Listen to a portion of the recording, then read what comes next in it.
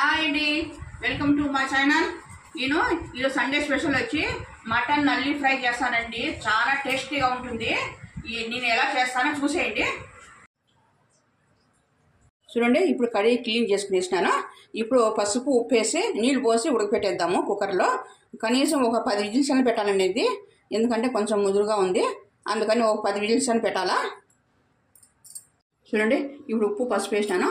ఇప్పుడు ఆయిల్ వేసి కొంచెం మగ్గనిచ్చినాక నీళ్ళు పోసి మూత పెట్టి ఉడకబెట్టుకుందాము.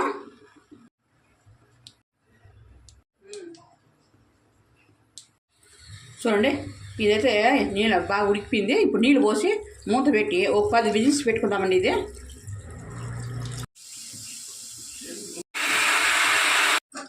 చూడండి, ఇది నల్లీలు అన్నీ బాగా ఉడికిపోయింది. మటన్ ఉడికిపోయింది. దీన్ని సూప్ అంతా తీసేసినాను. చూడండి, ఈ సూప్ తాగితే చాలా మంచిది కదండి, ఎముకల సూపు. దీంట్లోకి కొంచెం పెప్పర్ పౌడర్ వేస్తాను.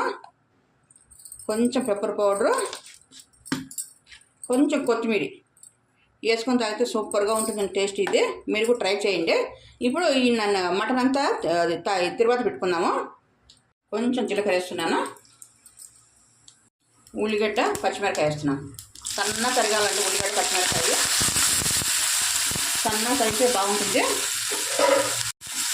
ఈ ఉల్లిగడ్డ మటుకు చాలా వేగాలండి, బ్రౌన్ కలర్ వచ్చిన వేగాల. ఉల్లిగడ్డ వేస్తేనే బాగా టేస్ట్ ఉంటుంది.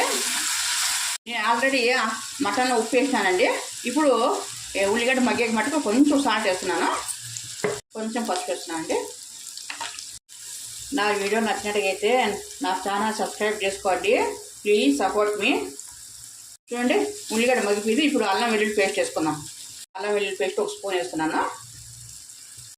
టమాటో పండు నేను కారం కొంచెం వేస్తున్నానండి, ఎందుకంటే పచ్చిమిర్చి వేసినాను కట్ చేసి. లాస్ట్లో పెప్పర్ పౌడర్ కూడా వేస్తాను కాబట్టి నేను కారం కొంచెం వేస్తాను. కారం ఎక్కువ తిన్నవాళ్ళు వేసుకోకపోయినా నాకు పర్వాలేదు. చూడండి, ఇది మసాలా అంతా మగ్గిపోయింది. ఇప్పుడు మటన్ వేసుకుందాం. చూడండి, మటన్ వేసుకున్నాను. మటన్ వేసి బాగా కలుపుకున్నాము. చూడండి, ఇప్పుడు కలుపుకున్నాము. మూత పెట్టి సన్న మంట మీద మగ్గించుకుందాము. బాగా ఫ్రై అయిపోవాలా, అట్లయితేనే బాగుంటుంది నంచుకునేది. రసం మిరియాల చారు చేసుకొని మరి నల్లి ఫ్రై చేసుకుంటే చాలా బాగుంటుంది టేస్ట్.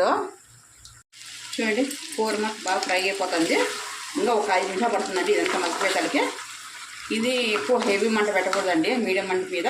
లాస్ట్ గుజ్జుగా వచ్చినప్పుడు సిమ్లో పెట్టేసి మగ్గించుకోవాలి. ఇది ఇంకొక 5 నిమిషాలండి మగ్గిపోతుంది. లాస్ట్ పెప్పర్ పౌడర్ వేసేస్తాము. చూడండి, బాగా మగ్గిపోయింది. ఇప్పుడు లాస్ట్ మిరియాల పొడి వేస్తున్నాను. మిరియాల పొడి వేసి కొంచెం కలుపుకుందాం. చూడండి, ఎంతో టేస్ట్ అయినా నల్లి ఫ్రై రెడీ అయిపోయింది.